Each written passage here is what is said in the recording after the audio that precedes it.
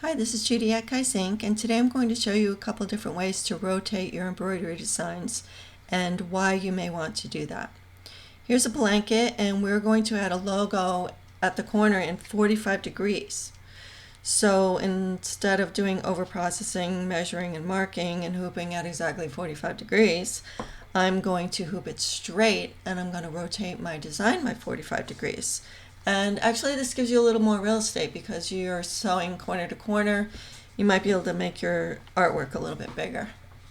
So let's go over to the Barudan. And on the Automat screen, we're going to go to Program. And then if you don't have Program, you can go to Edit, and there it will be. And then we're going to go to number 3 here, Rotate Pattern. Now, this is only going to rotate by 90 degrees at a time. And you'll see, watch that F, number 2, number 3, now it's upside down, number 4, it'll go 90 more degrees.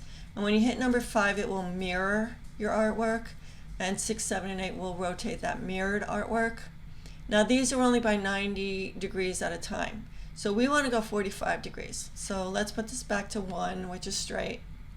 And we're going to go down here to angle. Now angle, you can put in whatever degree you want. We want 45 degrees.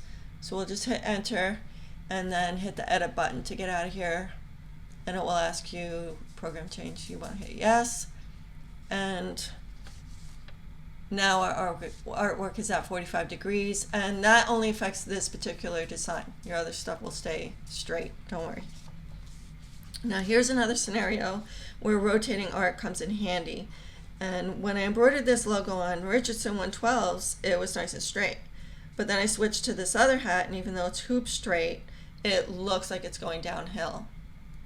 So I'm going to fix this problem in Wilcom, and I'll show you after I fixed it. It's nice and straight. I don't know if you can tell in the video, but it is perfectly straight now.